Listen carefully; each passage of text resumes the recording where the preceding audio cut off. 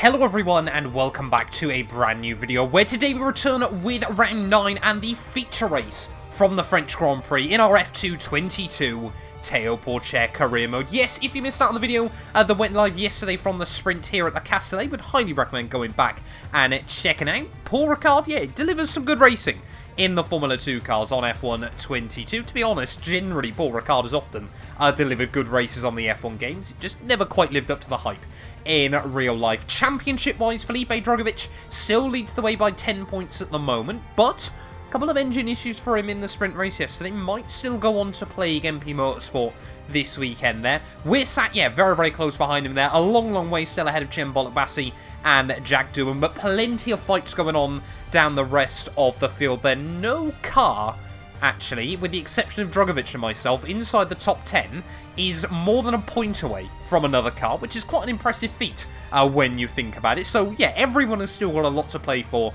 as we head into the second half of this season. But let's get into it, though. 15 more laps ahead of us from Le Castellet. Fingers crossed we can try and deliver another good result. We're back for the second sprint race of the weekend, and one that is sure to be on the young drivers' minds. All is still to play for as we reverse the grid for the top 10 drivers. And here are the driver grid positions for today's race. A fantastic effort from Jack Doohan yesterday puts him on pole position, and it's Felipe Drugovich in P2.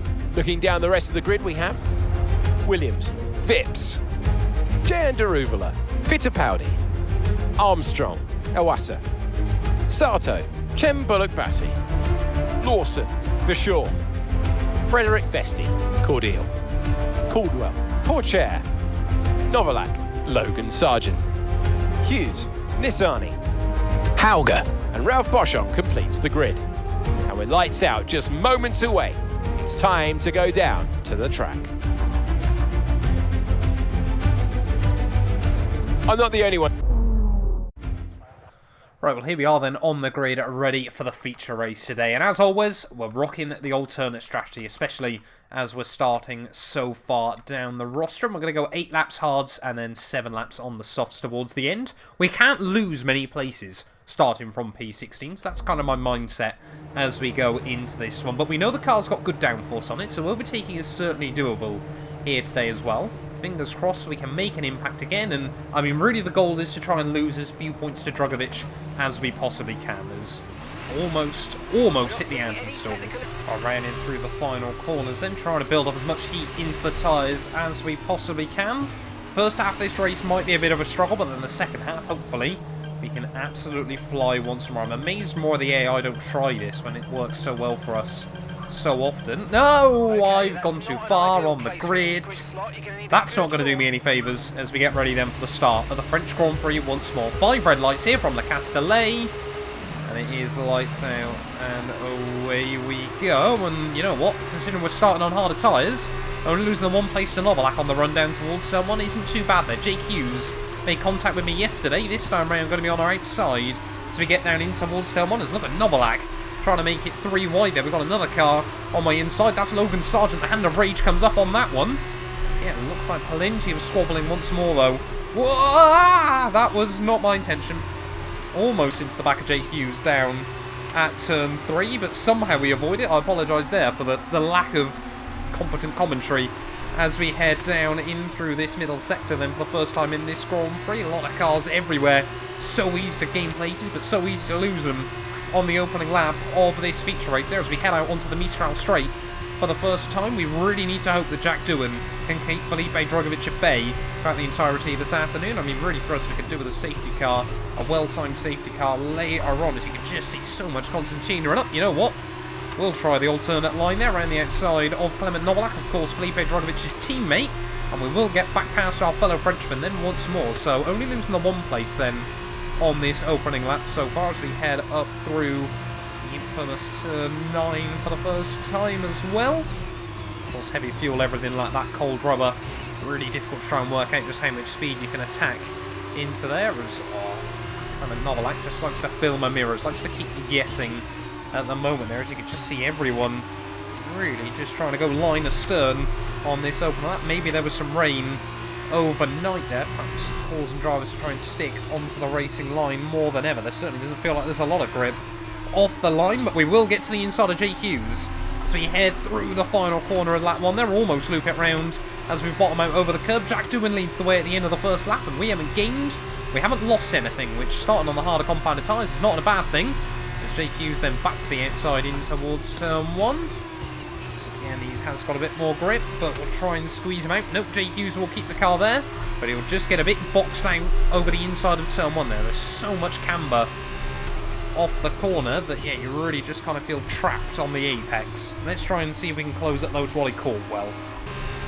Or we're going to be under more pressure from Jay Hughes once again there, as Hughes has a look towards the inside. So we head down the Mistral straight. Didn't feel like I got a particularly bad run off the corner. Should be able to outbrake him though on the racing line. The circuit kind of opens up itself for the second part of the chicane there. And we will hang on, as now Clement Novalak trying to sneak by. 2 orange cars behind us going side by side. I feel like Novalak's going to take this one on the inside, but we'll wait and see as we head back through turn 9 there. If I nail it, I can get that corner flat. There's no Hughes. Fair play to Jake Hughes.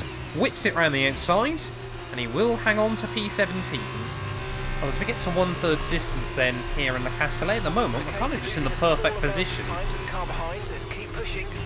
Gap to Jake Hughes, it is going down ever so slightly, but he's not really able to apply much pressure. And of course, we're not really as quick as the cars in front, but they're battling so hard with each other as well that they're not really pulling away. So we're kind of getting all the benefits with none of the drawbacks of being on the hard compound tyres here. And yeah, we're just kind of sitting pretty and waiting for the race to come back to me. So that's a little bit wide there, but we'll get away with it. Oh, yellow flag's out. Someone's got issues. It's Liam Lawson in front of us. So the Carlin man might be out of this Grand Prix there, and yes he is, peels off to the inside. So our 1 Carlin, 1 Prema, 1 MP Motorsport car. They're some of the biggest names in the Formula 2 teams, but Liam Lawson, the first driver to get Mechachrome this afternoon. Really, it is probably, yeah, just ART, but remain the only big team not to have been screwed this weekend so far. Oh, there we go, first cars into the pit lane, including our teammate Fred Vesti. It's reassuring to see them, because it didn't really look like the soft tyres have been falling off all too much there. We haven't really been taking time out of Ollie Caldwell in front of us. The gap is just dipping below 2 seconds, but it goes to show just how important the DRS is. But yeah, everyone able to go half distance then on either set of tyres, so we're going to box the end of this one as Mark's just yelled at me. But hopefully now this will be where the race can come back towards us. Of course, with the new changes, Le Castellet's pit lane is one of the longest on the F1 calendar in terms of time, so I've got to be a little bit careful of that. Remember when it used to just be a hole in the wall out of the final corner there, as that is definitely not legal entry by any of us, but got to get the car slowed down just about there. Turn the tyres into 50 pence pieces as we head into the pit lane, but we've done pretty well on those hard compounded tyres early on. We'll wait and see whether people get held up in the pit lane, as I got a bit worried then that we were going into the high-tech box, but luckily the team do find us the correct stall. Let me go, please, thank you. Yeah, I think we've done alright there. In fact, yeah, we've actually done pretty well. We're closer to Ollie Caldwell than we were, but where are we going to re-emerge then in this Grand Prix? That's the real question. Felipe Drugovich still sat in P2. Just got to be really careful over the bumps on pit exit. Really aggressive on F122, as you can just see there, Caldwell and Cordeal disputing P13 on pit exit, but we've actually definitely gained in all of this, so now we can really try and push on, and we've got the advantage, we've got the upper hand. Let's just go and show, look how much grip we've got there almost immediately into the back of Ollie Caldwell, in towards the next corner there and around the outside. It's like he's standing still through those first couple of turns. Of course, it takes the hard tyres a lot longer to fire up as well. So we've got to really try and capitalise on this opening lap there, as you can see. P4 might still be doable once again there. Looks like Drugovich, obviously Doohan, and I think it's Fittipaldi have broken away at the front there. As Fred Vesti now trying to look for a move. I think that's on the shore. So we're going to try and... Whoa! I was going to try and capitalise, but Amory Cordeal there sends it up the inside of our teammate Fred Vesti off the corner. Ollie Caldwell almost gets back past me as well, so it is all kicking off. This is vintage Formula 2 racing at the moment as we head up in towards turn 9. Can we do the old up and under? Yes, we can! And that's a double overtake then made through the corner, through turn 9 there, down into scene corner as well though. We were still on the inside of our teammate, but I think Fred Vesti's been squeezed out and all that. But we just made one of the weirdest double overtakes you will ever see. But you know what? I'll absolutely take it. Next up, Richard Verschaw, as we might be able to get close up to him down in towards the final couple of turns. Let's just wait and see. How slow do the AI want to go? As we'll send it up the inside of Verschaw, just like we did to Armstrong yesterday. P11 now ours, so immediately we've been able to switch it on. This lap has pretty much been perfect for us. We've been able to use the clear air, but now we've got the DRS out in the final turn, and surely this is going to be fastest lap of the day, cemented a 1:42.8. 1.4 seconds clear of Felipe Drugovich, who just snatched it for a few seconds. That's basically fastest lap guaranteed then for us. There's 5 more laps to go of this feature race. You can see Jem Bollock-Bassey there struggling to put the power down out of turn 2. Right the outside, we'll try and get the car hooked up, keep it hooked between the white lines. And we're now into the points, so every place we gain now is just less points lost to Drugovich in the big picture there. But I mean, if those top 3 were to battle it out, who knows what might still be doable before the end of this one, as we're gaining on a Yumu Iwasa as well as we head out onto the Mistral Straight once more. Yeah, those top 3 do look to be incredibly close together, so maybe, just maybe, let's wait and see what happens. I don't want to try and get too ahead of myself here, as we'll try and get a run on Iwasa off of the back straight chicane. We're going to get nice traction, tuck into the slipstream of the Dan's car, and then at the very last moment we'll try to pull to the inside there, to the inside of Yumu Iwasa. He just about spots me. Blend of throttle there, or we do run a tiny bit wide, but make the move work. P9. Next up, Yuri Vips. We've just got so much more grip absolutely everywhere around this circuit, and luckily the soft tyres don't really burn out too badly either here, as well. We could have potentially had a look to the inside of Yuri Vips. So we head out onto the back straight, we'll try and get the nose to the inside, and we'll steam our way up past the high-tech driver. We've got to be assertive with our overtake still at the moment, as we will sneak past the high-tech car. But next up then, Sato just up the road. But look at that, Duan and Drugovich, as well as I think Enzo Fittipaldi, all battling it out towards the front of the field there. We've got still the high-tech trying to come back at me through the next corner, but that 3-way battle at the front of the field is allowing us all to close in. I'm going to say it now, this race is not over. 4 laps to go. We're sat in P8, but there is still more potential. Sato now just in front of myself as we head out of the final turn.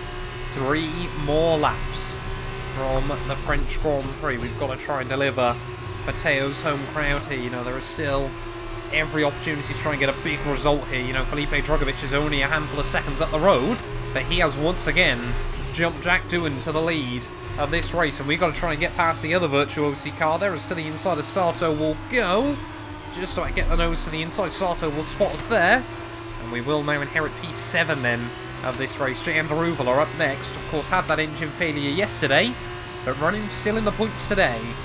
As Daruval are tucked up behind Enzo Fittipaldi. I apologise, it's Callum Williams, of course, that's battling at the front of the field. But to the inside of Daruval, to the inside of Fittipaldi as well. Another double overtake in this race there, that time round through Scene Corner, and you just get to the inside of the AI and they kind of jump out of the way. But we have just got so much more grip than every other competitor around us at the moment. The soft tyres are working wonders on the low fuel.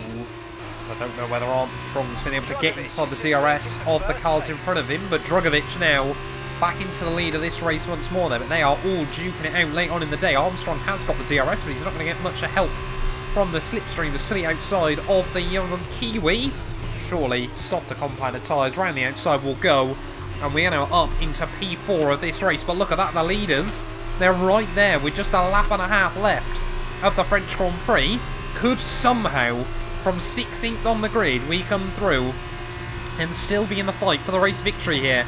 Well, no, I said early on we just had to be patient and let the race come back to me, but it really has been the perfect storm. Front runners battling, everyone on the hard tyres there locked in, now obviously on the hard tyres locked into battle. We were just able to utilise our hards in the clear air there and really just was patient and tried to make it work. But one more lap to go then here from the Castellet. We're back to P4 at the moment, but what I would do to somehow finish ahead of Drugovich, he started on the front row We started P16 in this race as we round the final corner. We have definitely still got the grip advantage at the moment. These soft tyres on low fuel are working absolute wonders there, as here comes Dragovic to the inside of Doohan. Back down towards turn 1. He's going to get to the inside there. Oh, there is contact. Felipe Dragovic gets caught out there. Callum Williams, for a moment, just has to sit back and will capitalise on the exit there.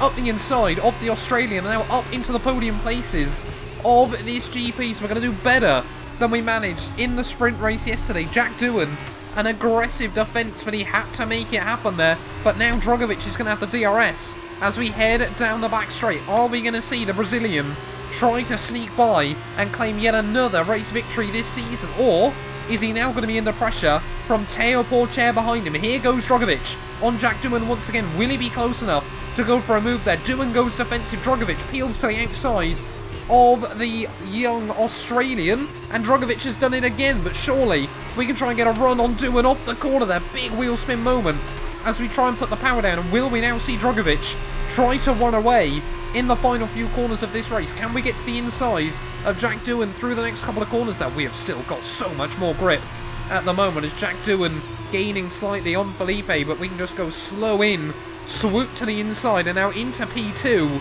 of this feature race. It's going to be a crazy end here to another Formula 2 Grand Prix. It's happened so many times this season.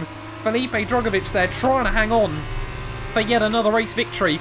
Can we work our way to the inside just like we did to Armstrong in the sprint race yesterday there? We're going to try and maintain the speed around the outside of our big championship rival through the final corner. It's going to be a drag race to the line, but we've got the grip, and from 16th place at the start, we are going to take the win for the French crowd.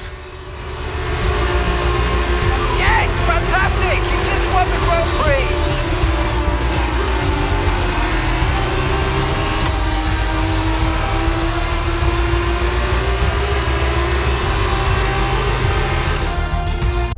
A great win then for the ART team today.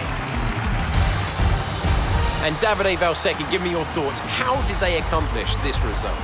What a race, Alex. Every so often we get a spectacle like we did today. Less focus on strategy and time management and more on just pushing it to the limits and battling it out for those top positions. I think what we experienced today is evidence of why Formula 2 is continuing to draw into crowds.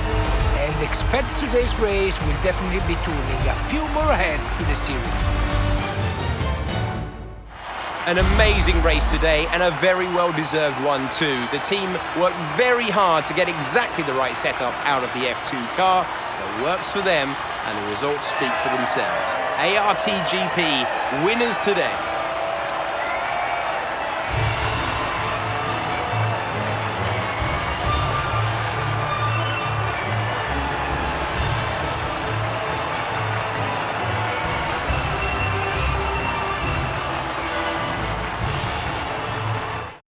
And now, let's take a look at the driver's standings. It was not the best weekend for our championship leader, and their advantage at the top has been reduced. Now then, Davide Valsecchi, who would you say was your driver of the day? Difficult call, but I'd like to say Teo Porcher. He's just so gifted at getting the most out of the tires, and he showed that today. On to the teams then. We saw a dip in form from the championship leaders today. Their lead has taken a significant blow. There will be plenty more twists and turns to come this season. I hope you'll join us at the next race when Formula 2 returns. Well, safe to say I was not expecting that when we jumped into the feature race today, but 16th to 1st in the end. You don't get many races like that, but when you do, they're normally in Formula 2 there. Honestly, I thought when Dragovic was able to hold the car around the outside into the final couple of turns there that he'd be able to out-traction me off the final turn, but the soft tyres hung on beautifully with the low fuel towards the end there, and just 0.2 of a second we crossed the line to take race victory there. The entire podium covered by 0.3, the top 5 covered by just a second there. That is just how good that race was in the end, but we will close down the gap to Felipe Dragovic in the championship. The top 2 in the season so far, the top 2 at the end of that Grand Prix there. Jack Doohan, Williams, Armstrong, Fittipaldi, Daruvala, Sato, Vips and Iwasa will round out the top 10 there. Fred Vesti down in P15 in the end, and just Liam Lawson, who didn't see the checkered flag there, means championship-wise, 2 points now between myself and Drugovic as we head in towards round 10 of the season there. That's exactly the kind of weekend we needed after a rough Friday night qualifying session. We made it work Saturday, Sunday. We're brave, we're consistent, and yeah, really did make an impact there. Jack Doohan steams away from Cembol Bassi as well in the championship. The Ruvel are still in P5. They're ahead of Sato and Hauger, now tied on 64 points apiece. 2 ahead of Marcus Armstrong there, with Wasser and Sargent tied on 59 points apiece. Further behind there, Williams jumps back past a whole host of cars there. Fittipaldi, more points on the board for him, and teams-wise as well, 4 points separate us and MP Motorsport as we head in towards the next couple of weekends there. Virtuosi still P3, no movers this weekend there in the Constructors' Championship. But thank you all so much for watching. If you have enjoyed, please do make sure to leave a like, get yourself subscribed as well, and we will be back next weekend ready for the Hungarian Grand Prix, if I'm not mistaken. You guys do not want to miss that. None of these videos would be possible without the help of our channel members, so a massive thank you to all of the names you see on your screens currently for helping support the channel. You can join them by clicking the join button down below, and yeah, thank you once again to everyone that continues all the insane support on my work.